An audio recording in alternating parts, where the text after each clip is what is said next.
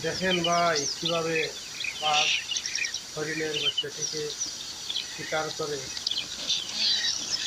মায়ায় পড়ে গেল। যদিও শিকার করেছিল খাওয়ার জন্য, কিন্তু এখন বাচ্চার মায়ায় পড়ে গেছে। দেখেন কিভাবে বাচ্চাটিকে নিজের বাচ্চার মতো করে আদর করতে, কিন্তু হরিণের বাচ্চাটি বাঘটিকে কখনো বিশ্বাস করতে পারতেছিল না। দেখেন